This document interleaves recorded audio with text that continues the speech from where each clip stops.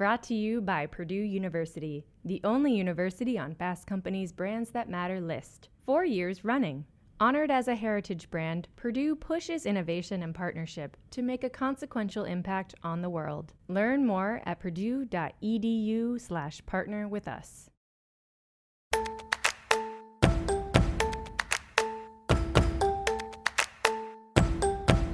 I'm Yasmin Gagne. I'm Josh Christensen. And this is Most Innovative Companies.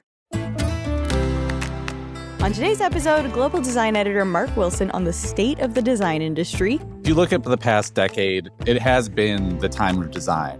Co-founder of fentanyl testing company Overdrive, Ryan Weaver. So from a creative standpoint, you're looking at a project that has real stakes. You're selling an actually helpful product. And as always, keeping tabs. Of course he was a mouth tape guy. But first, here's the download. The news you need to know this week in the world of business and innovation.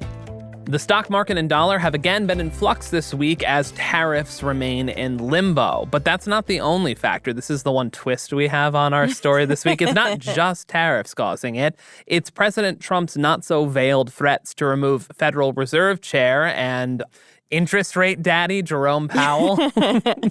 He was over on Truth Social talking about possibly removing Jerome Trump, Powell. right? That's Yeah. Trump. That's just kind of his thing. Markets reacted. But after a sell-off on Monday, Trump backtracked and said in the Oval Office on Tuesday that he's not actually considering firing Jerome Powell. Trump has also stated that he is still looking to reach a deal with China on tariffs, signaling that tariffs on the country would be far less than their current value of 145%. I still can't get over that number. But who knows? Who knows what the future holds when it comes to tariffs and these discussions? You mean he's not a predictable president? Some, very cogent and potent analysis from Josh Christensen here. Tesla's quarterly earnings report was released late Tuesday, showing a plunge in net income of 71% year over year, as well as a drop in revenue from vehicle sales of 20%. In response to these dismal figures, Elon Musk stated in an earnings call that he plans on spending less time working with Doge, though he also indicated that he has no intentions on leaving behind his work in the government entirely for the time being. Poor Starlink and the Boring Company are over here like, what about us? Does he spend any time with the Boring Company? The Boring Company still... God, I don't know. Yeah. Who's to say? We'll fact check that later. Let's move on. ChatGPT's head of product, Nick Turley, said OpenAI would be interested in buying Chrome from Google if the antitrust enforcers are successful in making Alphabet sell off the web browser. This statement came while Turley was testifying in an antitrust trial against Google. Breaking off Chrome is one of the proposed remedies to restore competition in online search. What would OpenAI do with Chrome? I mean, make it AI? I don't really know. They're making a real hard push into more consumer or forward-facing things. And they're launching a social network. A social network. We talked about that last week. They have some sort of product partnership with Johnny Ive or some sort of hardware output. I really hope they bring back the Humane pin. Just an OpenAI version one of that. the funniest things they could do. Absolutely. Now, more tech giants are in hot water as the Federal Trade Commission filed suit against Uber early this week. The FTC accused Uber of engaging in deceptive enrollment practices for its subscription service, Uber One, as well as making it difficult to cancel said subscription. These practices are illegal according to both the Restore Online Shoppers Confidence and the FTC Acts, which mandate that e-retailers must make canceling subscriptions easy and must obtain customer consent prior to making subscription charges. Let me tell you, never been easy. No, I can't. I'm still trying to cancel my Disney Plus subscription. Yeah. I will say Gmail now has a thing where you can just hit unsubscribe at the top of your email. It's so nice. That is nice. But I feel like it only works like a partial amount of the time. Yeah, The Athletic needs to leave me alone. You have a subscription to The Athletic? That seems not on brand for you. I think for a while, not really anymore, to be honest. I thought their features were really interesting. They are. I do like The Athletic. You're just not a sports person. No, but I was like, I should know more about this. And Anyway, look, I don't need those newsletters the FTC anymore. should come after The Athletic next to help Yaz unsubscribe. All right, let's round this out. Our final piece of news this week. I have to disclose there, my father is a lifelong employee of the company we're about to talk about.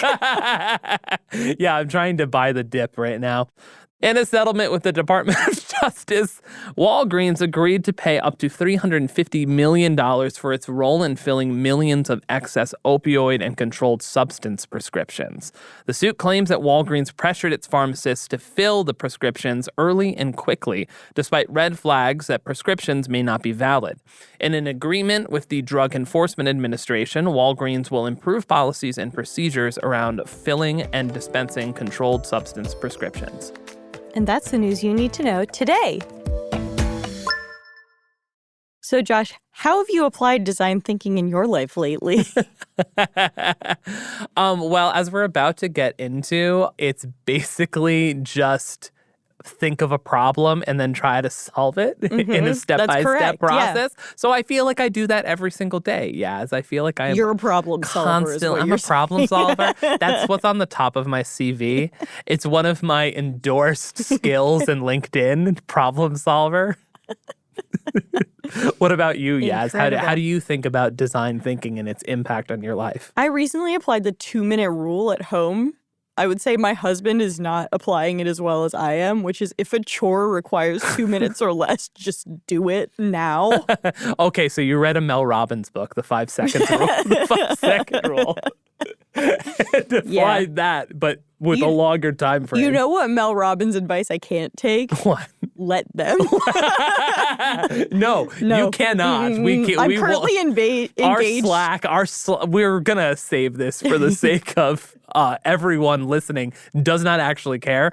But the biggest menace on our company's Slack channel is Yaz. She cannot let anything go. I'm always coming for people on Slack. Well, we're talking about this because friend of the pod, Mark Wilson, is back on the show today, and he has an article about the future of design. So he attended a design conference where designers literally asked themselves, is design dead? You know your industry is kind of in a bleak place. The answer is yes if you're asking it. Clearly, the answer is a resounding no at Fast Company, where we literally have a section that covers design. Never mind what I said. Still, the design space has been beset by problems. Designers have been laid off in major companies, and it seems like design thinking has kind of gone out of fashion. We spoke to Mark about the trend and where the design world can go from here. So, the headline of your piece is Design Dead? I've said this before, it's hilarious because you did write this for our design vertical. And logically, there's an implication. But who is asking the question? Like, what was the genesis of the article? Thank you for asking me that, because I love that I have this in quotes and people are acting like they're my words. Like this is the 90% of people who read this piece agree with it, and 10% of people hate me for that headline, which, look, this was a literal question asked at a private design conference that happened in Chicago earlier this year, and it was organized by a few people, including David Butler, who was the former head of design at Coca-Cola, and we actually have featured him on the cover of Fast Company in the past, and it was a real example of how, design could transform business during the last few decades. Why are people asking the question?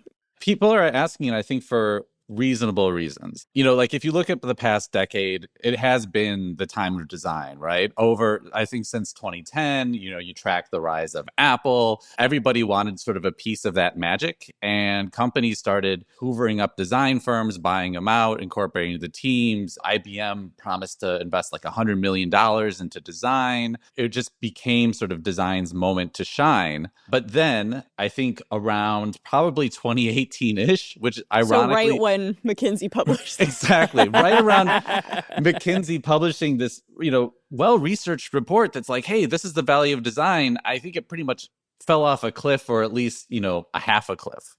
And, since then, we've really seen, instead of this investment in design as the driving force that will drive innovation, we've seen two other really big trends come up, right? Which is technology through AI, where everybody suddenly had to get on the generative AI bandwagon. Wait, what's generative AI? Yeah, we'll run an Could you just explain on this later. Could you just break it down for Imagine us? if on Yeah. this podcast Let me I just- genuinely was just like, what is AI in the year 2025? Exactly. And what was I'm sorry, I interrupted you. And what was the second reason? And the second, I think, is a maturation of marketing, where you have easy money within promoting things on social media now that TikTok became really mature and Instagram Reels became really mature. And if you want to increase your profits by 5 or 10%, are you going to do a 5-year design turnaround of your brand and products, or are you going to just like try to find the next hashtag trend to jump onto? And so, I think those two forces are a reason why, ultimately we've actually seen, and this is data not from me, but from John Gleason, who helped throw this mini festival, I guess the festival of his Design Dead. And what he found was, he looked at hundreds of different Fortune 500 companies. He looked at their C-suite, and he found that I think 39% of them had sort of demoted design from reporting to like the CEO or like, very high up in the company to being a few tiers lower. And if you look at that, like that stat alone, I think really breaks down how corporate America, I don't think is like quote unquote broken up with design, but certainly I think demoted it over the past few years. I'm going to ask you to editorialize here. What's the consequence of that in your mind as someone who's following this very closely? Look, I cover design because I love the topic, and I do think design with the right intent can change the world positively, right? Like I do really believe that great ideas are born from it, that progress is born from it. Design is the story of sort of humankind's imprint on the world, right? So that can be good or bad. So I think the consequence of removing design from really like having the voice of the CEO, for instance, it just means like no one's going to listen to the people who are actually trying to come up with solutions, right? And so instead, I think they're listening to people who are like balancing a spreadsheet and I think perhaps appeasing Wall Street in the short term. And if you look at what businesses have done, right, like to drive profits recently, it's like they've just increased their prices, right? They're saying like, oh, it's inflation, so we're all going to like raise our prices. Or they've also just cut headcount, right? Like, like companies let go of a lot of people over that time. And that was an easy way to sort of increase margins. One of the things you addressed in your piece is that it seems like a lot of design teams have trouble justifying or explaining their ROI in a way that CMOs don't. Can you say a little bit more about that? This article really was born from me sitting 2 days of the conference. I spoke on stage a few times and I listened a whole lot. And what I heard sort of again and again was a lot of tough love from designers to other designers. And what argument was like, look, you're great at all the liberal arts stuff, but the problem is when you're sitting inside a company and you have a big transformative idea, like, right, some new invention, some really big brand turnaround, like whatever it is, you have to sell that to other people in the company to make it happen. Even if you're pretty high within the company, if you're at a really large company, there are several different silos, and all of those different silos are headed by probably different MBAs. And so you have to be able to, as a designer, say, look, we're going to implement this. And not only is it like right for the culture, not only is it a great solution, but like, here's how it's going to make us more money. Right. And I think that little end piece is something that designers are not great about. You talked about the fact that CMOs are generally a little better at this. You also talk about timelines, right? The average tenure of a CMO, I think you say, was 2 years. Tell me about how design and marketing are kind of different within a company, why one seems to be succeeding more than the other. What does that look like? Yeah, absolutely. So, the chief marketing officer is a role everybody knows, I think. Yep. By contrast, the chief design officer was only born within the last 10 or 15 years when a designer named Mauro Puccini took over 3M and sort of was the first person in that role. I think the rise of the CDO was a moment where it was like, wow, design had really made it, right? You're answering to the CEO. But over the past few years, it does feel as if the CMO has sort of won. Where all of a sudden, CDOs are answering to CMOs where they might not have been in the past. And I think that comes down to, again, messaging and being able to explain the ROI, where when you're chief marketing officer and you do launch sort of a new campaign, you're going to get results of that campaign within a quarter, right? You're going to be able to see like, this is how this drove sales. You're going to have all of these amazing metrics because there's, a complete like pile of software and analytical tools out there to sort of justify what you've done. If you're a CDO working on design timelines, like a lot of the time what you're doing is longer off. Like to build any product can take years. And so if you're thinking through the course of years rather than sort of quarters, it becomes much, much more difficult to explain that. And I think that's why CDOs are sort of at a natural disadvantage to, your CMO. That makes a lot of sense. There's also, you talk about these kind of extended timelines. Do you think all of this is also related to the fact that companies don't want to take bold risks at the moment? Oh, I mean, 100%, right? Like you have I think anybody who comes in and is like, let's like just do stuff differently. Like, what do you all think? Like that's like terrifying to like a lot of companies now, right? Like, does Wall Street want to hear anybody say like, oh yeah, we're going to do stuff differently next year? Like we're going to blow up the business plan. That said, we work in media and like we've seen various pivots that have been a disaster. Oh, Facebook video. Pivot to Facebook video is a huge thing. And anytime some like non-editorial person is like, we got to do things differently, like we got to shake up the newsroom, you're like, no. Well, I mean, it is an interesting point. I think, like, historically, companies, and I mostly am saying this because we just finished up Jeff Beer's Brand New World podcast. You heard it in this feed. Talked to a lot of CMOs, including one working with CMOs, head of generative AI at Coca-Cola.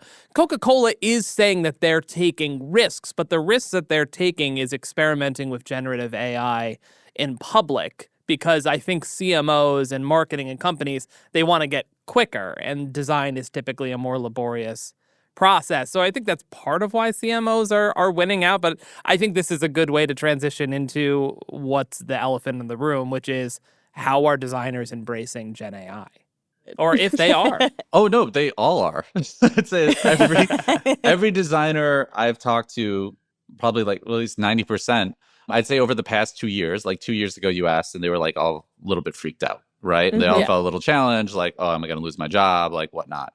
Now, every designer is using it in some way. And I think it's very similar to how they're using it in marketing, where it's like getting to that 0 to 1 off the ground idea. I've talked to people who are using it in product design. I think every designer is perhaps unfortunately using it for copywriting and like, generating like text and sort of slide decks to, to support whatever project they're working on. But, designers actually, I think, have been pretty bullish on working generative AI into their workflows because it does save them a lot of time on a lot of tasks they were doing to get buy-in on an idea, right? Like if you want to Jesus pitches. Well, it's like rendering up an idea quickly, right? Sketching up an idea quickly versus actually like, finalizing it.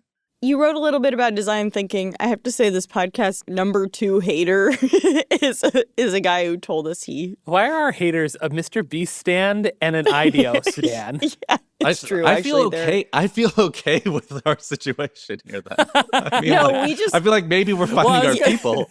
I was going to say, Mark, 10% giving you shit for your article and 90% liking it is honestly a great ratio. Yeah. No, it's a good ratio. Only 10%? But the 10 will murder me in my sleep. So you write a little bit about how design thinking might have kind of undercut the CDO position or the sort of idea of design in a company itself. Why has that fallen out of favor, and how does IDEO play into this? There's a lot of nice things about design thinking, right? Like born from the Stanford D School, a lot of really smart people were behind it. And, the idea is if you think about problems the right way, you can think like a designer, you can reason through them, and you can solve them. I've always been a design thinking skeptic because if you break it down what it is 1-to-1 the effing scientific method. Like there is no. It's also, I mean, this is what we were saying. It's very like, there's a problem. How do you solve it? And it's kind of like, name that's the everything problem. In life. Yeah. Hypothesize a solution. Yeah. Test the hypothesis. Like, did nobody go to grade volcano. school? Yeah. That's true. I applied this when I grew sunflowers and tried different fertilizers. It works. I don't understand why you think this is skeptical. It works. It's tried and true, Mark. Yeah, it's tried and true. It's called science. And it's funny because years ago, there was an IDEO partner was at one of our festivals, and we did a one-on-one interview about design thinking. And I was like, what is design thinking? To me, it's a scientific method. He's like, yeah, I mean, it is. Like, and so I don't know how I can And prove after it to that the audience. idea went down the tubes. And then they Is there a imploded. correlation? I don't know. So it is funny though, because like people defend design thinking more than practitioners of design thinking. And I That's I so don't know how to funny. respond to that as a human being. Beyond that though, beyond that, we watched corporate America sort of bring design thinking in, and designers did this, right? Design thinking was this like, hey, come think like a designer with us. So designers kind of pitched that around a corporation. And, the intent there was really good because it was a way to like get everybody's buy-in, right? Like, can we just value design and value this practice? And here's like a little piece of it. Here's an idea of like, this is kind of how we approach it. And so I totally get why that happened. But eventually that also meant that like, not everybody can be a doctor. Not everybody can be a designer, right? Like you just like, I think all of a sudden, like everybody was like, oh yeah, I'm a designer now. Yeah. And so, and that essentially devalues the people who did go to school, who like can actually do the job and do the job well and repeatedly. And in terms of IDEO, IDEO sold design thinking as a coursework and as an expertise. And it was a standalone design practice that realized that they could get, I think, one, cultural cachet, and then two, just revenue by going into Fortune 500s and sort of teaching design and running design thinking seminars, selling design thinking workbooks, like doing all of these things. So then there was this whole economy around the idea of pushing design thinking that was separate from sort of the philosophy itself. Sometimes it feels like we all kind of know the language of design or think in design terms more generally. I think everybody can talk about UX in a way that they weren't 10 years ago or whatever. Do you think maybe design thinking or thinking about design rather has sort of seeped into corporate culture more generally, and maybe there's just less of a need for this dedicated department? Yes, like design is absolutely better understood as a discipline, especially within the US, than it was 20 years ago. And to that point, like, is design dead and those sort of questions, it's not at its peak right now, but that doesn't mean it's over. And it's still better off than it was 25 years ago within the consciousness of companies.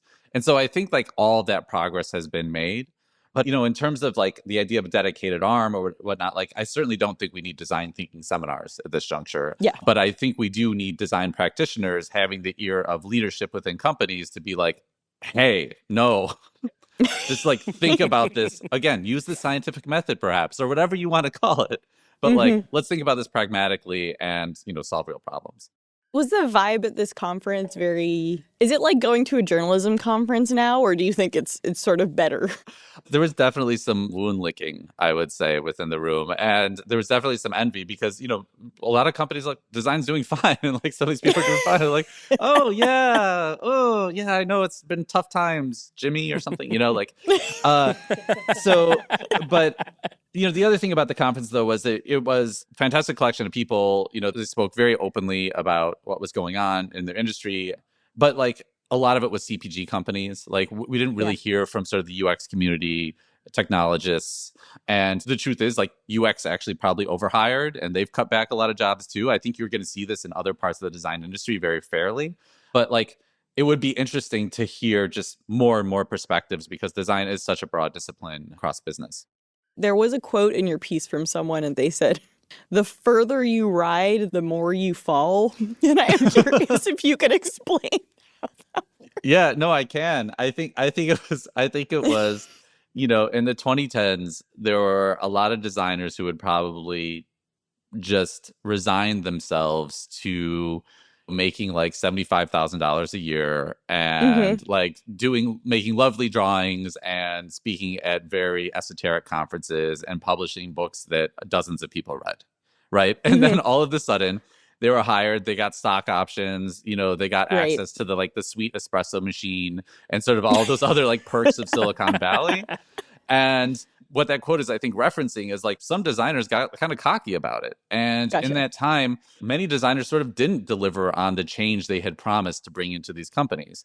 But that said, like, I think the sort of tides of design did rise. Like, if you look at pretty much any product or any brand today, like, nothing's hideous. Like, everything's pretty good. Right? Like I think we can everybody find something. has Agree to disagree. Just kidding. Let's call out brands by name to make sure we'll never get sponsored again. The person who illustrates the Elena Ferrante book covers. Such a niche. No, they're so ugly. It's like, that's why I didn't read them for years. Yeah. I was like, this looks like a fake book. Anyway, Well, sorry. there is brands that are niche really example. I but mean, there are brands that are entirely built on their design aesthetic. I think Liquid Death is a good example of this. They sell water. It's water. But their design and their like marketing and their place in the kind of zeitgeist has made them lots of money and made them really successful. So that's a design win, I think. I recently heard an argument from someone, and to be clear, I don't do any drugs, but they were basically saying, like, the worse the design of weed packaging, the better the weed is guaranteed to be. Because the minimalist branding, like Vertly, they were like disaster. I would say Anyway. Pentagram partner Paula Scher told me the other day, like, the worse a bottle of wine looks, the better it is. So I think it's a very similar argument. You mean you mean Josh Wines is Josh.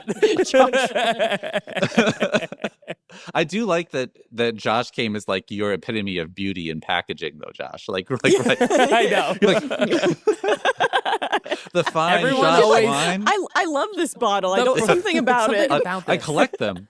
Oh, it's really The wall of speaks to Josh me. wines behind Josh. I mean, we all know I'm a narcissist. Listen. It's a problem because every time I host people over, they always like They for bring a you while Josh wines? they would be like, it was like, okay, bring a bottle of wine. They're like, hey, I got Josh wine. I was like, thank you. It's terrible wine. Yeah, well, Absolutely awful. well, it's better than like people coming up to me and being like, I'm actually taking Yaz because it's birth control pills.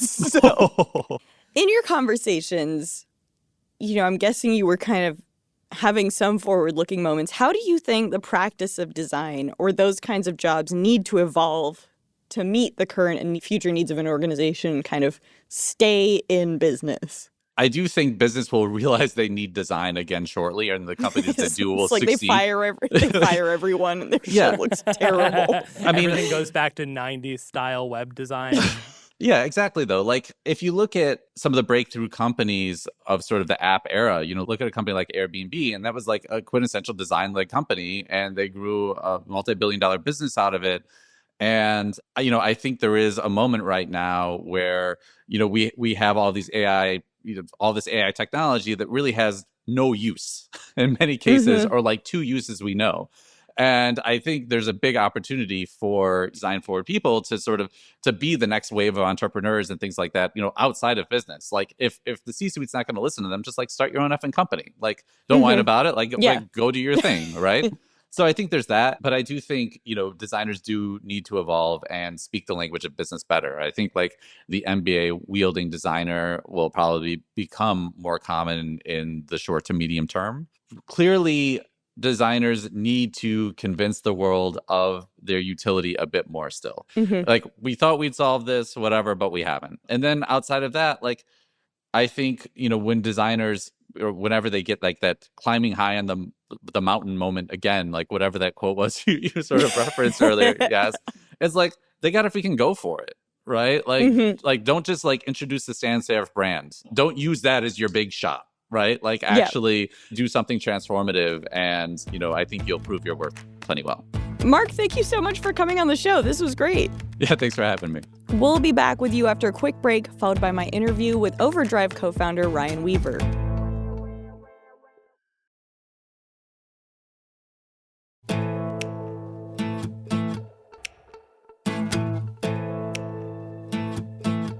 Overdrive, which sells test strips, water pouches, and mini spoons that test for fentanyl, launched in fall last year. The company's branding is intended to project a relatable but hardcore vibe that's as comfortable at a late-night DJ set as an extreme sports event. Now, co-founders Ryan Weaver and Brian Bourdain created the company with the thesis that by avoiding a clinical, sterile look, Overdrive can show up authentically in spaces where fentanyl testing kits are crucial. Like the club, where you can often find me. I was going to say, relatable yet hardcore. It should be your Twitter bio. Basically me. The test kits are intended to reduce the stigma and judgment around drug testing. I spoke to Ryan about how they created the brand. Tell me a little bit about your background. I know you started off in legacy media, pivoted to digital content, but you also have a personal story related to Overdrive. So tell us a little bit about that. Yeah, for sure. So professionally, basically like a producer and a designer. The designer part of my brain wants to like everything to look nice and be pretty and likes Yeah. references. The producer side of my brain is like, how does shit get made? What's the team needed to make this thing? And that comes a lot from my work in like traditional media. Where did you work in traditional media? There was a few different companies. So went to UC Berkeley and just like made stuff the whole time. A lot of this was like whatever, 15 years ago now. So kids being able to make stuff with DSLRs was like impressive. And it was like, oh wow, like this that's was cool. pre-Chat GPT and This was pre-Chat GPT, and this was also like the concept of putting stuff on YouTube and like working on commercials where they were shooting on DSLRs was like exciting. And I was like, oh my God, you can put like a cine quality lens on like a portable camera and you can make something great, which was like a step towards democratizing the production process. Not as much as ChatGPT is doing now, but like it was like, hey, if you're a kid with decent taste, you can start to make cool stuff. yeah. Made some cool stuff. And then I was at a startup that became a part of a bigger German media conglomerate called ProSiebenSat.1. And I was like in my mid-20s going through this cool process of folding a little startup into a bigger company. I didn't really know what was going on, but I was like the token millennial that was like supposed to speak to like digital stuff. But essentially what happened was like the majority of my career in media, I was sitting on this like, how do you future fit existing systems to be able to deal with like brand digital audio, right? So what was cool about that company is we did TV shows and films. Like we could produce that stuff. We knew how to produce like whatever, like premium content. But what people really liked about us is like we also would identify digital platforms early and then invest in them and then roll that investment into making content for them to like scale the underlying of value of the brand through like SEO and like clicks and becoming like relevant in digital conversations. So bigger media companies were like, oh wow, these guys like speak TV and film, but they also like understand the internet, which was novel at the time to a certain extent. So we could be in the room and be able to like understand how you can leverage brand building things for creating audience and fidelity and selling product, while also like the vocabulary that's required to do premium content. I went from there to a bigger production company called 44 Blue. This was like a legacy media company. So like 35 years plus in the business, more now, and multiple shows on air every year from like stuff with Amazon to Discovery ID to Animal Planet. And what was really cool there was being able to sit back and say like, here's a really like built engine for making things for a lot of different people. Like Netflix had crazy rules for the cameras you can use and what the edit base had to look like. And you had to be like a really specific type of vendor to make shit for those guys. And also more cable TV buyers. And then also all these digital buyers were popping up at this time that was like Facebook Watch was a thing. CISO was a thing. Oh my gosh. Yeah. Snapchat was buying originals. GoPro was buying originals. So they wanted like somebody who understood those distribution platforms to like be a part of that team. But what I got to do is look at like this really amazing engine that can produce content, premium content for a bunch of different buyers. It's like the pieces aren't changing that much from each buyer. It's also amortizing in an interesting way because like those teams can plug in to do whatever work they need to do for that specific distribution outlet, right? But my job there was like, how do we start producing commercials? How do we start producing podcasts? And then how do we start having like someone who's native to this like digital world that can help sell to the more digital first buyers that were like a big deal at the time and now are basically all gone. Like like that hybrid had happened, right? So we did commercials for people like Bumble and Google, which was cool. Produced a bunch of in-house podcasts and then did shows for like Snapchat and Full Screen. Do you remember Full Screen? I don't remember Full Screen, but Facebook Watch really took me back. Yeah. Do you remember Snapchat was doing originals? I do remember that. I do remember that. And I was like, why? I know. Even in the time, it was like, why? But like, what was really interesting, one of the weird ones was like GoPro. When GoPro stock was like amazing, they had all the money in the world. What you kind of realize is like a lot of companies, it at least helped me out for this part of my career. A lot of companies want to do original content and then they figure out how hard and expensive it is and they're like, I don't know if I want to do original content anymore, right? And these are like major tech players figuring that out, but like brands go through that same kind of like ebb and flow that's like, oh, we don't want to do ads anymore, we want to do shows. And it's like, well, the infrastructure and commitment to doing a show is a lot, and like you figure out the stomach pretty quick. Left 44 Blue, then produced a couple of documentaries like just with buddies, independent. One's on Netflix, doc series about the history of Bollywood. The other's on I gotta HBO watch Max. that.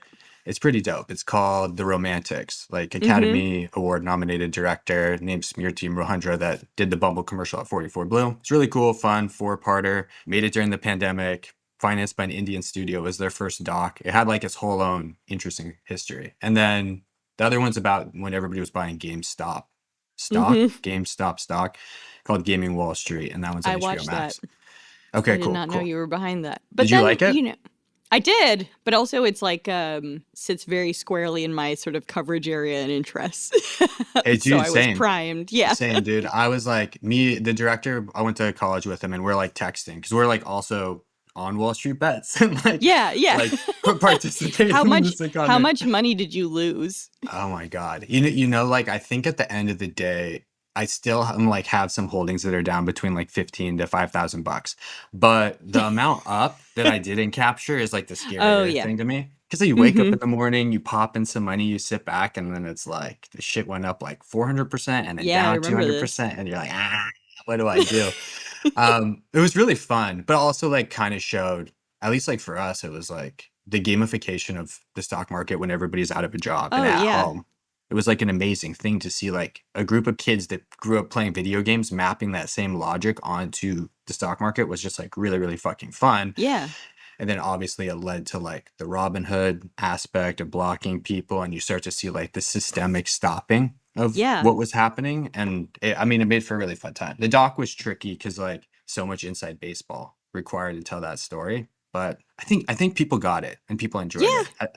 I think Okay, so good. too. Good. So you ended up at Julie, which Yep. to my mind made great content, has made great content. You know, like really funny ads that Cool. seem to not be made with too much budget. I mean, tell me how you ended up there. After doing like some independent production, I was at a YouTube channel for a while. And this was like a creator driven channel that was doing banger numbers, like prank stuff.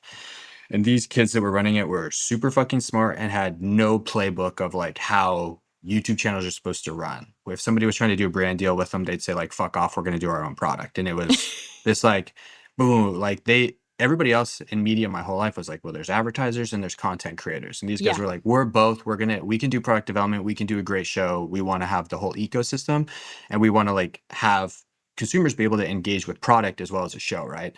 Mhm. Which in hindsight, I'm like so obvious and smart. But at that moment in time, Yeah. I'm like, not a lot of traditional media people are developing and selling product. Right. What was the YouTube channel? There was like two. One was called Full Send and the other was called Milk Boy. They spun off. Oh, I know Nelk Boys. Yeah. Yep. I remember so this. Full Send was like the streetwear line that they spun off of it. Their big project now is Happy Dad, which is a hard seltzer brand that's crushing it. Mhm. But I think like I learned a lot from those guys. It was like a party brand and it came with like this like energy that was a lot to be around, but I learned a lot from them, right?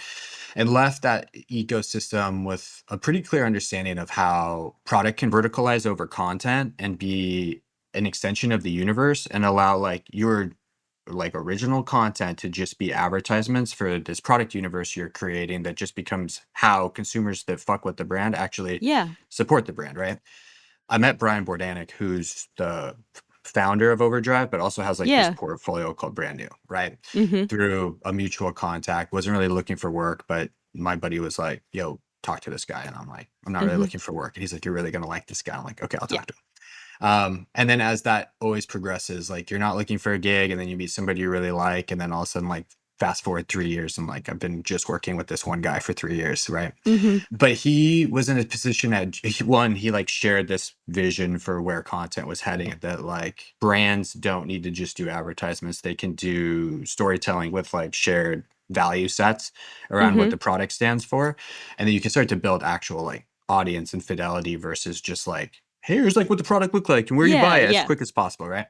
He also had really strong retail relationships, really good at product development, and it seemed like this like dude who was really well positioned to deal with difficult business parts of like the strategy. And I was really excited to like take everything from my career and be like, I want to focus on the creative and storytelling parts of this, right? Yeah. Julie was heading into launch. They wanted to have like a hero asset to go into launch with that was like these commercial pieces. So I came in to help produce like this first commercial with them that was like two women at a shelf, basically like shitting on their boyfriends or significant others or whatever for like how badly they need the product, which was fun and it did really well and people were psyched about it. And then from there, in like a good positive vibe around this one-off project, I spent some more time in the ecosystem, which was awesome because I got to like understand how CPG worked, how the teams he built worked, and also be like, hey, this is what's working amazingly over here. Here's the things from media that I would want to like blend into like the processes that are working really well with CPG. This like inclination in the background to do something in the drug safety space had been like percolating for him for some time. And like certain retailers had hit him up as like, this is an important space that someone who has like his grasp on tackling difficult topics could add a ton of value. And as that kind of started bubbling over and was like, he was ready to push play on this build, brought me over from Julie to help spearhead the creative and like design side of like what this brand Overdrive would become. I want to talk about the creative in a second, but I am curious what attracted you to Overdrive. Permission to be intense and gnarly is like an amazing thing to be able to have as a creative, where you have to be aggressive, you have to stand out, and like you also have to try different strategies to activate people because the stakes are really high for what you're doing. And then also, even with Overdrive, like the market doesn't really exist, and like social platforms are not especially stoked, even like Amazon and Shopify, about us selling these products, right? Yeah. So how you talk about them, the words you use, like you get to just make different decisions because they're like rules are so intense against what you're doing. And then there's also like that you're charging into new territory. So like a certain amount of vibrato and aggression and like confidence with that is really fun. So from a creative standpoint, you're looking at a project that has like real stakes. You're selling an actually helpful product, and you're also like able to not really focus on product and focus on ethos because product is so policed. Yeah. And then also you get to like be a little bit of an instigator because what you're instigating needs some kind of troublemaker attitude behind it, and is not just like trying to be squeaky clean because like, you know, you got to appeal to people who are already at risk of 100%. You kind of got like your pointy elbows out the whole time and trying to like, you're like trying to get into the mosh pit versus like watching from the sidelines, which was fun. And then personally, like I'm like California sober, which means like I do a decent amount of weed, but I don't really do anything else. Weed and shrooms really. But previously, like in my 20s, like I have ADHD and like an addictive personality. So if I like some shit, I really fucking like it. And yeah. It can take over my whole life. And like for work or a project, great. Like hard drugs, it's like that are addictive and make you feel awesome. It's like wanting to be the best at using hard drugs is like not a healthy place for me. Right? Yeah. So for me, there was like a lived experience access point there that just like, I don't really have to act or do a character to like create the brand. It's like I can speak to that version of myself and try to like cut through to the things at that point in my life I would have listened to and paid attention to and been okay, including in my life, especially from a safety perspective. So from like a cathartic standpoint, a project that allows you to have a conversation with like a previous version of yourself that needed help is like really meaningful, but also like it creates intention around the decisions that like you're not guessing or you're not relying on like a case study or like a sample set of like probably not users that would show up on time for a meeting and like give the review on creative. You can kind of check in with yourself and be like, when this was my value set, was like getting fucked up, being extreme, being cool, would this have cut through and talked to me? It's like kind of like it's a lot easier to make calls on that, right? What got you California sober, if you don't mind me asking?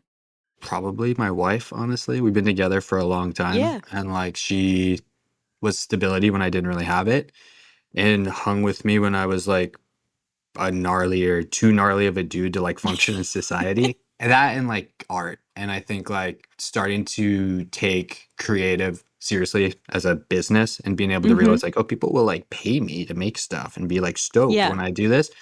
Those two things coupled together were amazing. So it was like stability when I didn't have it through a partner. And then the second piece was like mapping the ADHD and addictive personalities on the healthy outlets versus like the really convenient and like sticky one that is like drugs. But luckily, you didn't have fentanyl wasn't such a problem when you were doing drugs, right? Dude, or not. I don't know. You were doing drugs. Like I don't know how to. No joke. I think about that all the time, especially as the shit comes out. That's always like, fucking A, dude. Yeah, no joke. It is a really lucky thing that in my 20s there wasn't like something I had to worry about, because the reality is most people don't when they're trying to have a good time and get lit anyways, and it's like, you know, yeah. Yeah. It's really scary. It's really scary.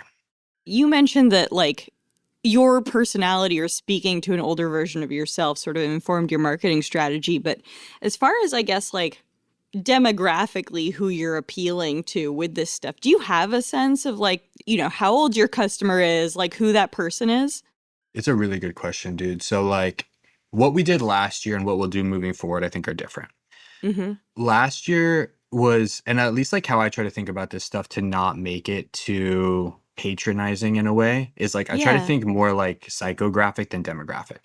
Yeah. So what's the psychographic of someone using hard drugs? They have a different relationship when it comes to the thrill and danger, right? Mm-hmm. They also are someone who's like pushing the lived experience parts of themselves to try to get more out of life, whether it's escapism or not. They're like aggressively in this place where they're now doing like a dangerous, but also very makes you feel good thing every single day.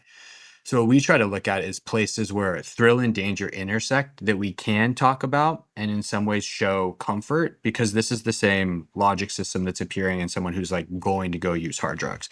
This can Yeah. be like gnarlier, louder forms of music, extreme action sports like skating or motocross, where like the flying over a gap is like really Yeah. fucking fun. And then like the thing that happens if it doesn't go right is like a life or death stakes, Yeah. right? There's tendencies for that to be more gender or age or location specific. But for us, it's like, what we felt pretty confident is like, well, if we just talk to that psychographic of people that are looking for an extreme release from a hostile world and like other places where that takes place, but it's not hard drugs, it's like it is music or it's action sports or it's combat sports or whatever, we can show as a brand this relationship with like the feeling that they're going for. And then those people that have connected tissue to that will fuck with the brand, and less like making sure we appear in this place at this time to this gender at this age, right?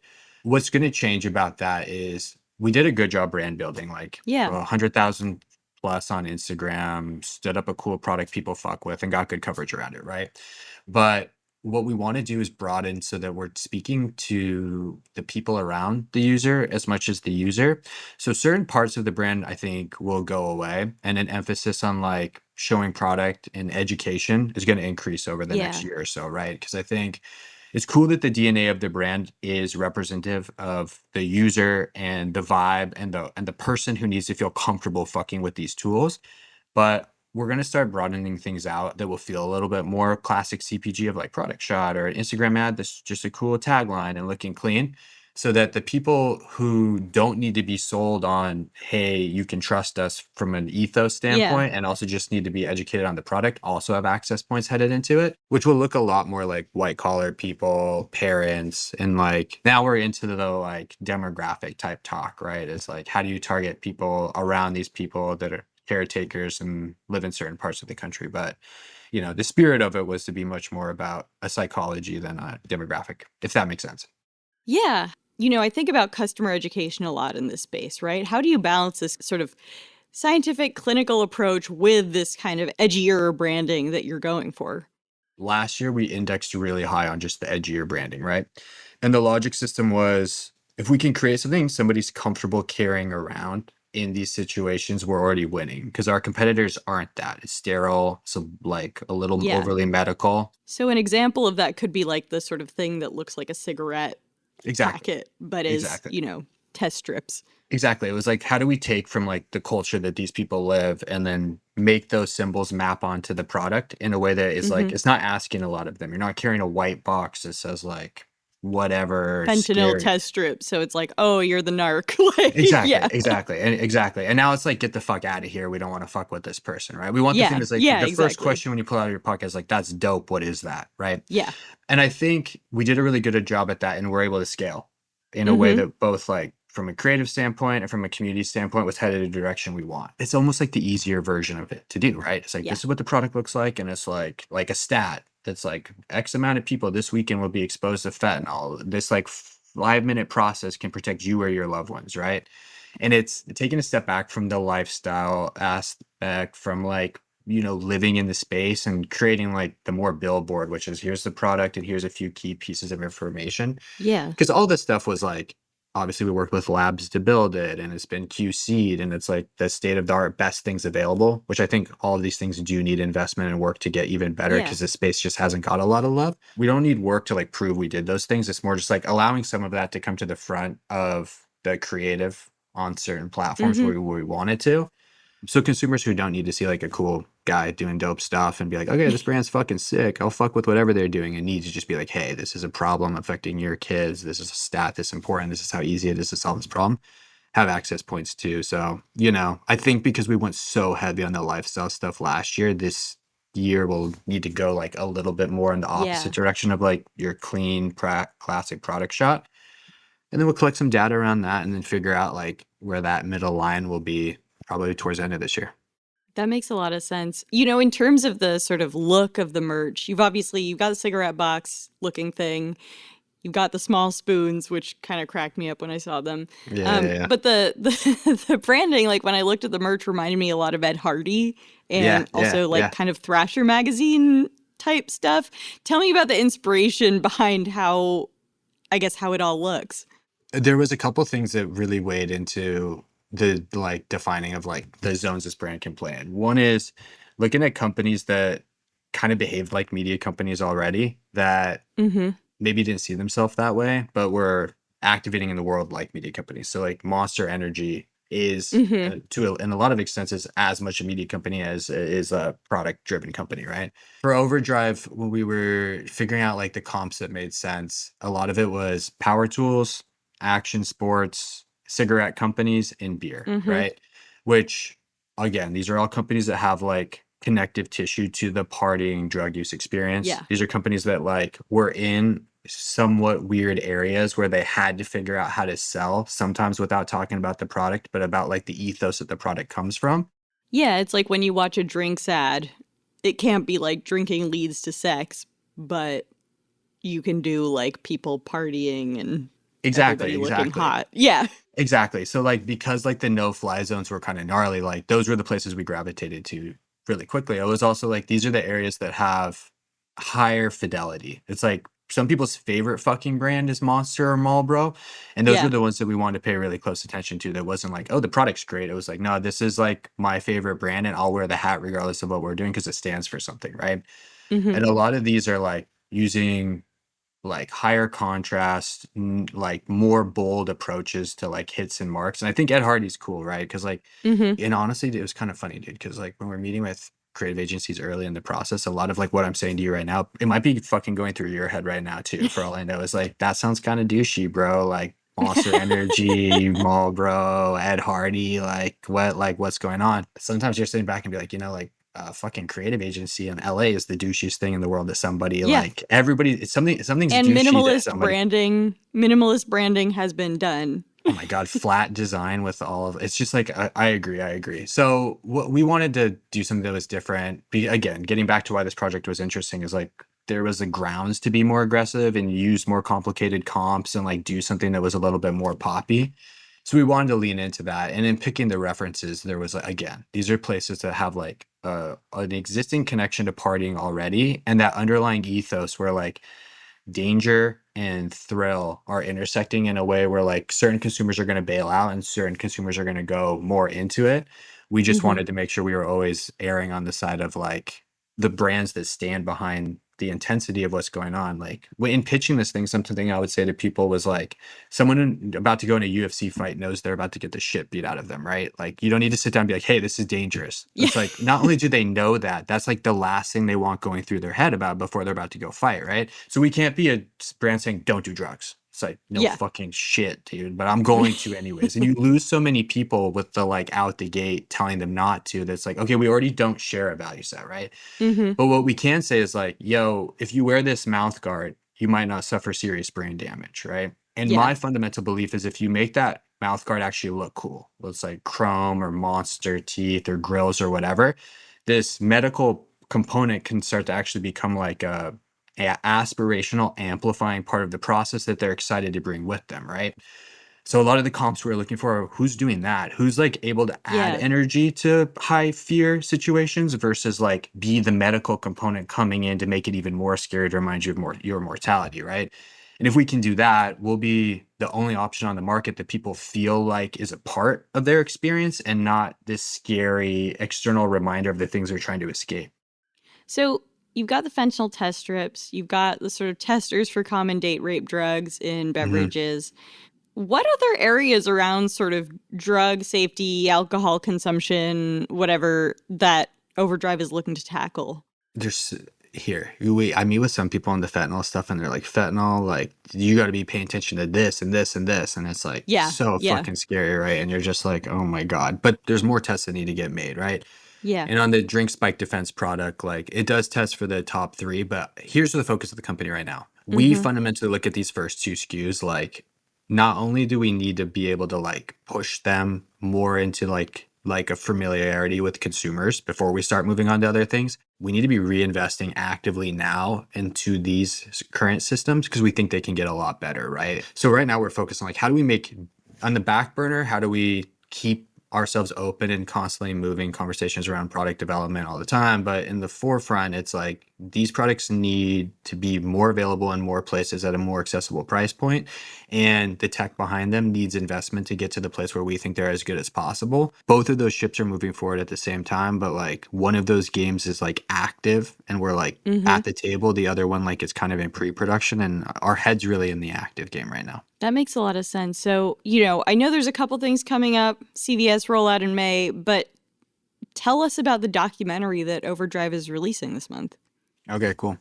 It's so kind of funny though. Like the dude, the filmmaker named Sam Hayes, he's great. I really like him just as like a human we chat with. And I don't want this to come off diminishing at all to the documentary, but like at the end of the day, like it's a YouTube video, right? It's like it's a video that's going on YouTube, right?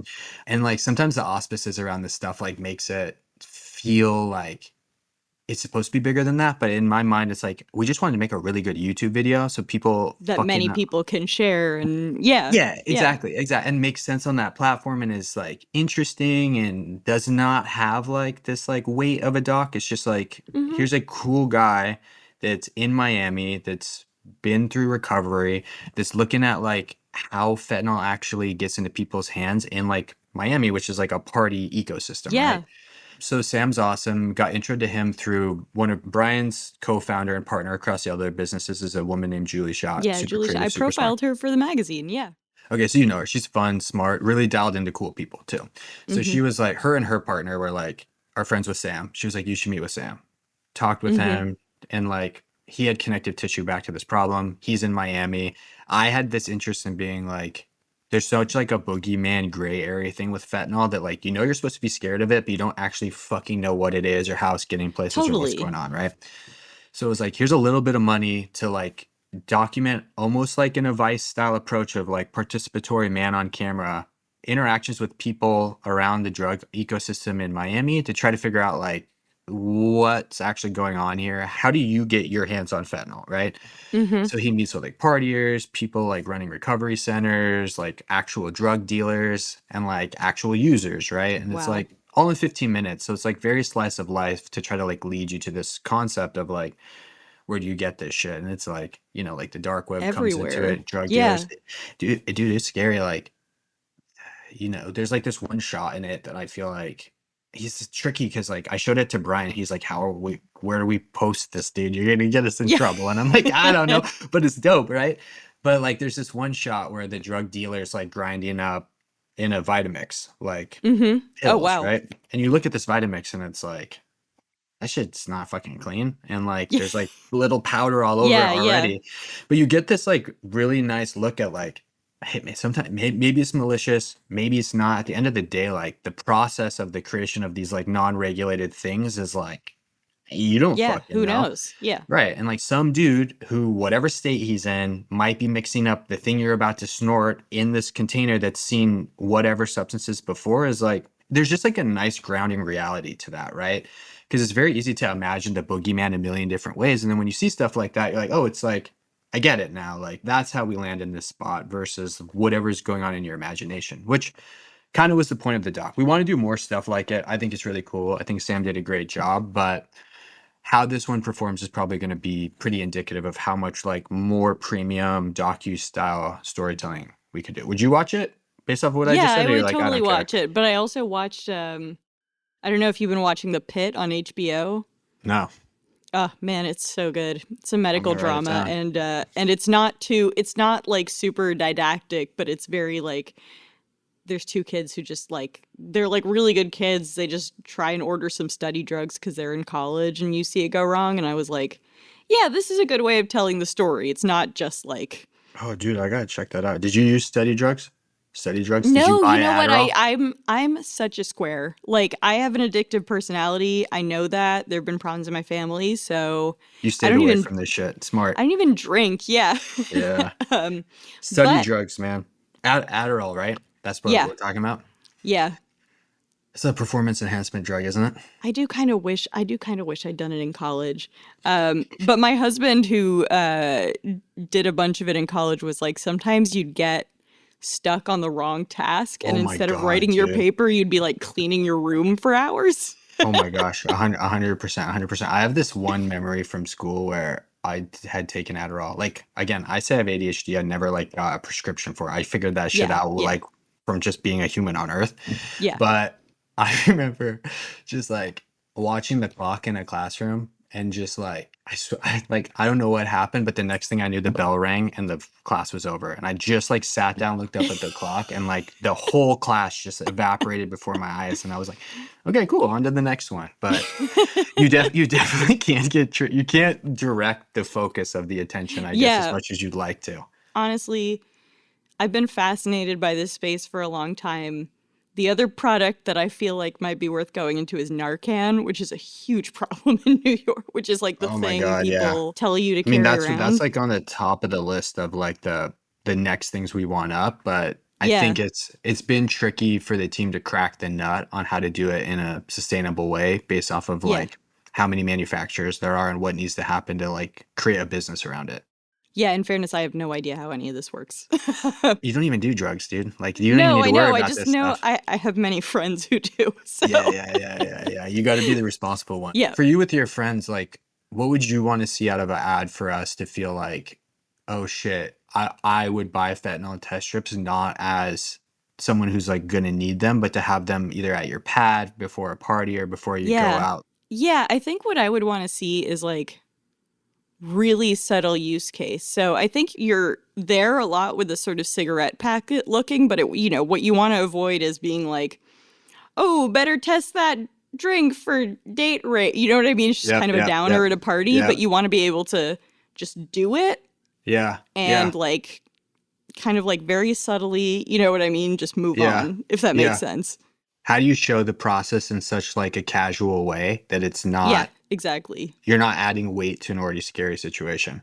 Yeah, you're not adding like, you don't want to stoke fears at a party of somebody having fentanyl. You know what I mean? know. You just want people Yeah. to feel like it's something they could test for. The drink spike one's tricky too in that case too, because it's like part of what we try to do with is just like make it not weird to appear Yeah, visually in party exactly. settings, because like the narrative that comes with it is so intense that you're like, how do you like take the piss out of that and make it like, nah, a cool Exactly. party has that, not like one that you need to not go to, Yeah.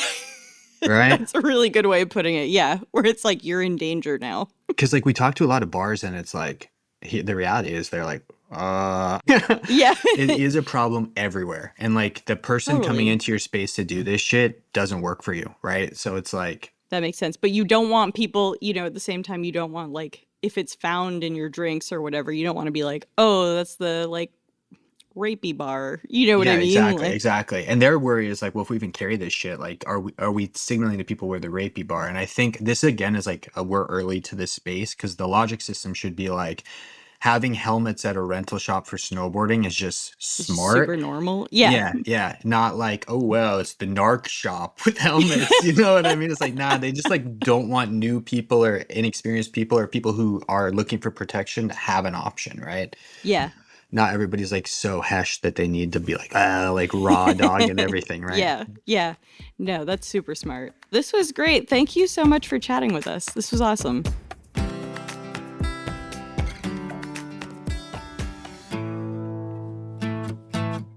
Okay, Okay, we are back, and it's time to wrap up the show with Keeping Tabs. This is where each one of us shares a story, trend, or piece of pop culture we're following right now. And Mark, since you're our guest this week, what are you keeping tabs on? So I'm a little embarrassed because every time I'm on Keeping Tabs, I talk about a video game, and I'm realizing it's a trend. That's good. We also had you do a whole segment on The Sims. Josh talks about the NBA, I talk about the Daily Mail, and you talk about video games. I think that's great. It's true. Video game correspondent. Blueprints, a game I've been playing through. You have inherited a mansion, and it's basically a cross between a puzzle game and a roguelike. So roguelikes mean like every time you play a game, you start from scratch because you hate yourself, which is why I play them. And so you walk in and you walk through these different rooms, and you have to like say what type of room you want to be next, and then you solve little mysteries along the way. Oh, that's cool. I'm not selling it great, but you should it's like worth trying. It's fun. That's sounds something fun. my husband would do. I was just going to say, Absolutely that's exactly fine. what Lou would play. Lou would play. I know. Lou likes management games. Loves a management game and a puzzle game. I know. I'm sure your husband loves Firewatch. He's basically going to be an NBA designer. Yeah. Yeah, that's what's going to happen. Yeah, Lou is a designer. I need new video games to play. I need something to like zone out to, because I've just been going back and playing Fortnite, which is incredibly lame. You play Fortnite? Yeah, I play Whoa. Fortnite because it humbles me to get absolutely owned by 13-year-olds on a regular Not basis. even 13, Josh. Not even. I know, seriously. I'm not out there playing like Minecraft or something like that. Did you go to the Lady Gaga concert in Fortnite? No, I don't do things like that. I just try to, do the thing and do little Do you ever dances. buy skins? No, of course not. Why would I? I wouldn't spend money. I on wouldn't that. make fun of you so hard. Just time. Just life. Just time. Just life overall. I've been thinking about replaying the Last of Us games though since the series running That's though. depressing. It's so good. It's though. really good. The games are so good. I haven't played the games in fairness, but the show, That's to I be had to fair. stop watching the show. I was like, this is... I guess maybe no spoilers because it was... No, I know, because Yeah. I stopped watching, but then I asked Lou to summarize the events. Yeah. No, it's pretty crazy. If you haven't watched this season yet or caught up, I won't spoil anything for you, but just do it. It's a great show. I love the show. It's a great show. Josh, what are you keeping tabs on? So I've got an update on mouth tape. I did a keeping tabs You've on done... this a while No, ago. you had Jawzrsize. I had Jawzrsize, but I've talked about mouth tape. I don't use mouth tape, but know there you has do. been I an know you do. evolution. No, I really don't. I think it's the dumbest thing in the It's world. too much beard. It's the beard, and also, like, I think it's just really stupid. So mouth tape, for those who don't know, started off as something where just, like, dudes would tape their mouth shut with, like, regular tape. And then people started to make it a product. Wait, let's explain why.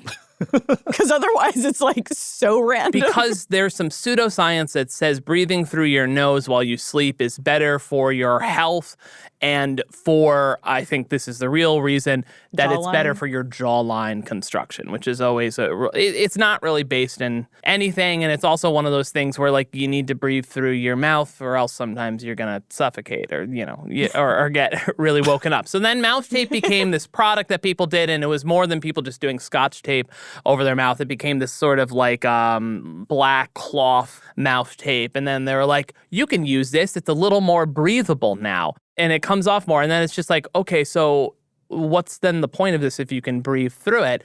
And then it's been fascinating to see the influencers for mouth tape responding to the natural criticism with new product developments in time, where now the mouth tape that I've seen recently is the regular mouth tape that goes around, but it's stretchy, you can breathe through it, and there's a hole in the middle of it so you can sip a drink through a straw, which means it's That's no so good. longer doing That's so anything. good. You're basically a designer right now. That's design thinking. But it's just like the point of it is to make you not breathe through your mouth, and now you just can breathe. You're just taping your lips.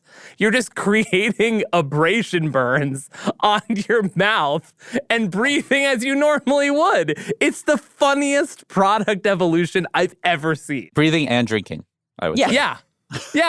Let's be clear. You guys remember that video that was viral a few weeks ago? That guy in his crazy morning routine, he like rubs a banana all over his face. Yeah, he was a mouth tape he a guy mouth too. tape guy? Yeah, of course he was a mouth tape guy. It does nothing. Stop taping your mouth. Stop giving these people money. It's so absurd. It's the most absurd product. I did buy the Chaucer size. I was going to say, I was like, you know a lot about this because you have looked into. I have not. I immediately thought this was stupid. That being said, you think about your jawline a lot. If someone pays me to sell the mouth tape with the hole in the middle, I will make that shit. Sponsor us. Yeah, sponsor us mouth tape.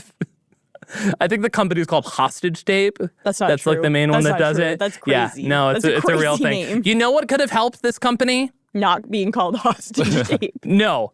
Design thinking. Okay, yes. What are you keeping tabs on? 2 quick things. The first is we had the CEO of AG1 on a while ago, Kat Cole, who I loved, and I actually thought that interview was super interesting. Yeah, Kat was great. They did send me some powder. I had it this weekend, and I had it. And then it was like I had a coffee. It felt like credible for about 2 hours. And then I've never been more sick in my life. God, and you had norovirus a few months ago. I know. So day 1, I was like, wow, I feel ill, but it must be something else. So I had it again. And I was like, this is bad. But my husband had it and said it was fine. He was fine, yeah. And then he told me that maybe I was like on Reddit too much. Because I was like, some people were reporting they felt like tingling in their extremities, and I was like, that's me. So Lou telling a woman that her pain is all in her head is. I know. I mean, that stuff seems intense. I do think you do have a delicate stomach. You get food poisoning. I'm a delicate, You're a delicate flower. Mm-hmm. I'm a delicate flower. What's your second thing? Abrupt pivot. But yesterday, New York Magazine published a really long profile of Alex Soros that I thought I saw this. Fascinating. Yeah. He does not come off well. I'm going to be honest. But really worth reading. I mean, just like super interesting. I've been so curious about him and where he wants to take Soros Foundation. Yeah. Highly recommend. Come on the show, It's Alex really Soros.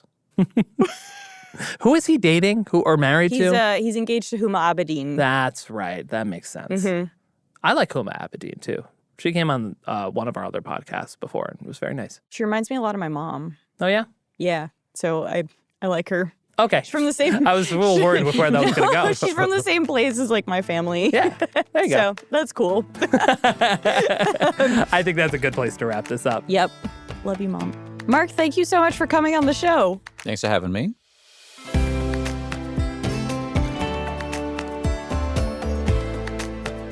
And that's it for Most Innovative Companies. Our show is produced by Avery Miles and Blake Odom, with help from Sam Gebauer and Hawa Tori. Editing by Matt Toder, mix and sound design by Nicholas Torres, and our executive producer is Josh Christensen. Remember again to subscribe, rate, and review, and we'll see you next week.